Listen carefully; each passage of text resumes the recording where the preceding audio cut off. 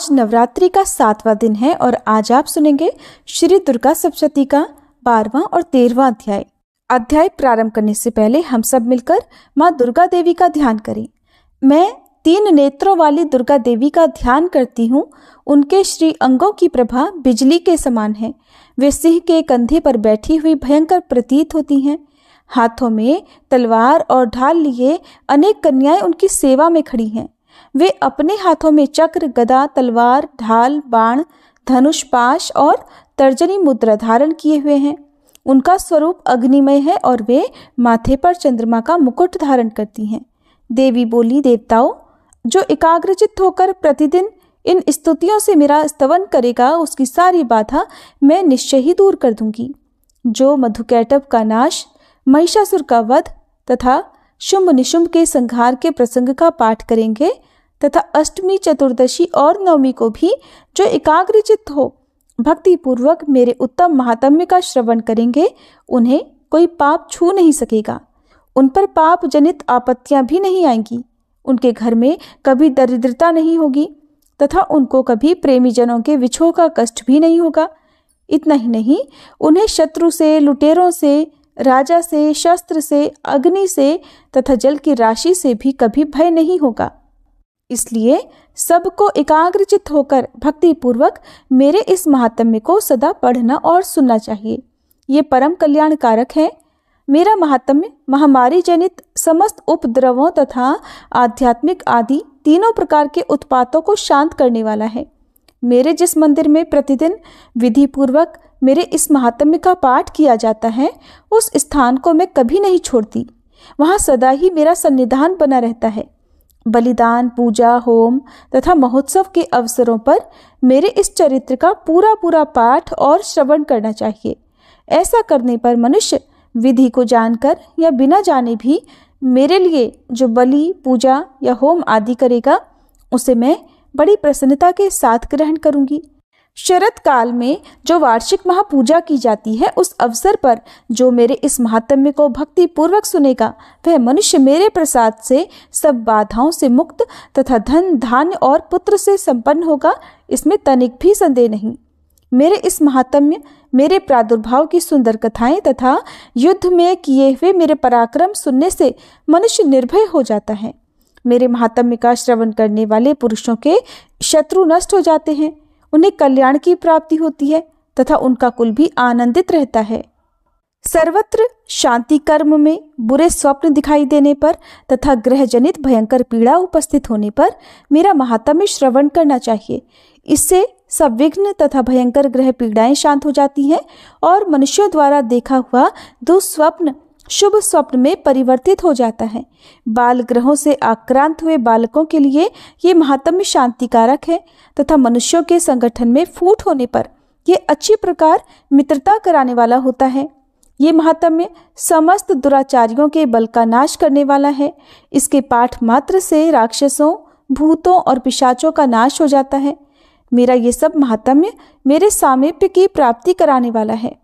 पशु, पुष्प, अर्घ्य, धूप, दीप, गंध आदि उत्तम सामग्रियों द्वारा पूजन करने से, ब्राह्मणों को भोजन कराने से, होम करने से, प्रतिदिन अभिषेक करने से, नाना प्रकार के अन्य भोगों का अर्पण करने से तथा दान देने आदि से 1 वर्ष तक जो मेरी आराधना की जाती है और उससे मुझे जितनी प्रसन्नता होती है, उतनी प्रसन्नता मेरे इस उत्तम चरित्र का एक बार श्रवण करने मात्र से हो जाती है।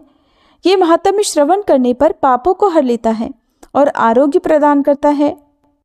मेरे प्रादुर्भाव का कीर्तन समस्त भूतों से रक्षा करता है तथा मेरा युद्ध विषयक चरित्र दुष्ट दैत्यों का संहार करने वाला है। इसके श्रवण करने पर मनुष्यों को शत्रु का भय नहीं रहता। देवताओं, तुमने और ब्रह्म ऋषियों ने जो मेरी स्तुतियां की हैं तथा ब्रह्मा जी ने जो स्तुतियां की हैं, वे सभी कल्याणमयी बुद्धि प्रदान करती हैं।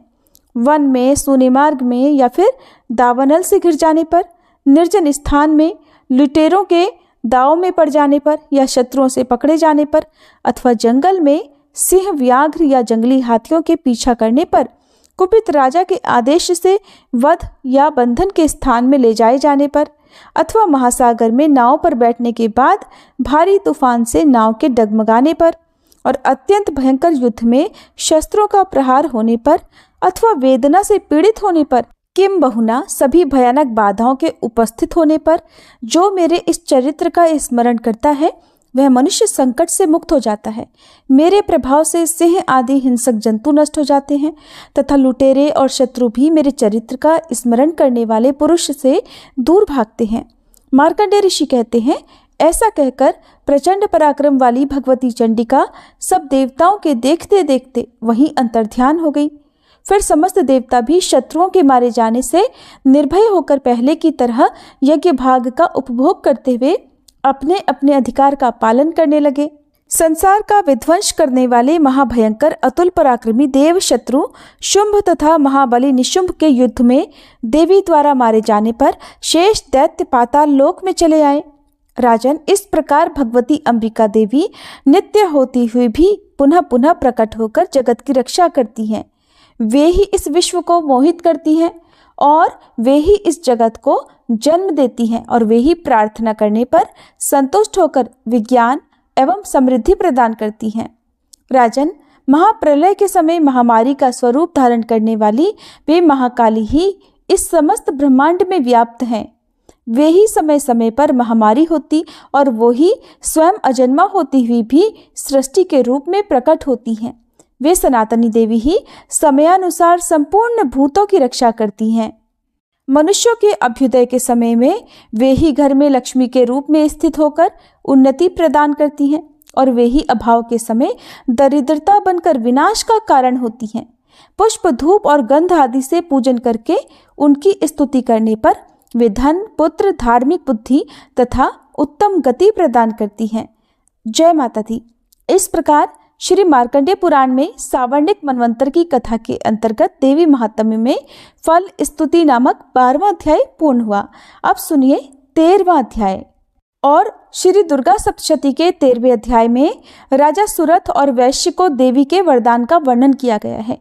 अध्याय प्रारंभ करने से पहले हम सब माँ दुर्गा का ध्यान करें, जो उदय काल के सूर्य मंडल की सी कांति धारण करने वाली हैं, जिनकी 4 भुजाएं और 3 नेत्र हैं तथा जो अपने हाथों में पाश, अंकुश, वर एवं अभय की मुद्रा धारण किए रहती हैं, उन शिवा देवी का मैं ध्यान करती हूँ। मार्कंडेय ऋषि कहते हैं, राजन, इस प्रकार मैंने तुमसे देवी के उत्तम महात्म्य का वर्णन किया। जो इस जगत को धारण करती हैं, उन देवी का ऐसा ही प्रभाव है। वे ही विद्या उत्पन्न करती हैं। भगवान विष्णु की माया स्वरूपा उन भगवती के द्वारा ही तुम, ये वैश्य तथा अन्यान्य विवेकी जन मोहित होते हैं, मोहित हुए हैं और आगे भी मोहित होंगे। महाराज, तुम उन्हीं परमेश्वरी की शरण में जाओ। आराधना करने पर वे मनुष्यों को भोग, स्वर्ग तथा मोक्ष प्रदान करती हैं। मार्कंडेय जी कहते हैं, मेधा मुनि के ये वचन सुनकर राजा सुरथ ने उत्तम व्रत का पालन करने वाले उन महाभाग महर्षि को प्रणाम किया। वे अत्यंत ममता और राज्यापहरण से बहुत खिन्न हो चुके थे। महामुने इसलिए विरक्त होकर वे राजा तथा वैश्य तत्काल तपस्या को चले गए और वे जगदम्बा के दर्शन के लिए नदी के तट पर रहकर तपस्या करने लगे। वे वैश्य उत्तम देवी सूक्त का जप करते हुए तपस्या में प्रवृत्त हुए। वे दोनों नदी के तट पर देवी की मिट्टी की मूर्ति बनाकर पुष्प, धूप और हवन आदि के द्वारा उनकी आराधना करने लगे। उन्होंने पहले तो धीरे धीरे आहार को कम किया, फिर बिल्कुल निराहार रहकर देवी में ही मन लगाए एकाग्रता पूर्वक उनका चिंतन आरंभ किया।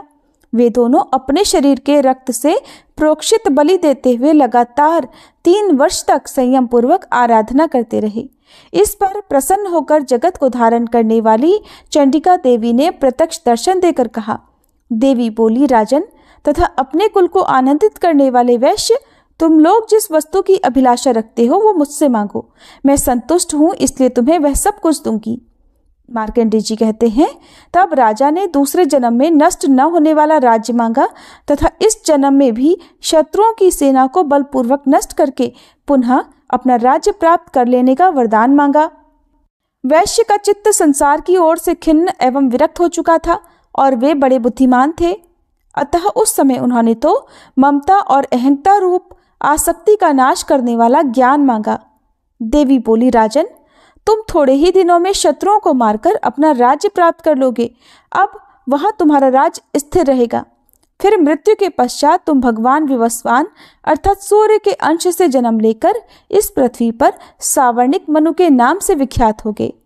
वैश्वर्य, तुमने भी जिस वर को मुझसे प्राप्त करने की इच्छा की है उसे देती हूँ। तुम्हें मोक्ष के लिए ज्ञान प्राप्त होगा। मार्कंडेय जी कहते हैं, इस प्रकार उन दोनों को मनोवांछित वर देकर तथा उनके द्वारा भक्ति पूर्वक अपनी स्तुति सुनकर अंबिका देवी तत्काल अंतर्ध्यान हो गई। इस तरह देवी से वरदान पाकर क्षत्रियों में श्रेष्ठ सुरथ सूर्य से जन्म ले सावर्णी नामक मनु होंगे। जय माता दी। इस प्रकार श्री मार्कंडेय पुराण में सावर्णिक मनवंतर की कथा के अंतर्गत देवी महात्म्य में सुरथ और वैश्य को वरदान नामक 13वां अध्याय पूर्ण हुआ। आज श्री दुर्गा सप्तशती के सभी 13 अध्याय पूर्ण हुए। इसके अगली वीडियो में आप दुर्गा सप्तशती को पूर्ण करने वाले जो भी पाठ रह गए हैं वो सुनेंगे। आपसे अनुरोध है, अगली वीडियो का इंतजार भी आप जरूर कीजिएगा।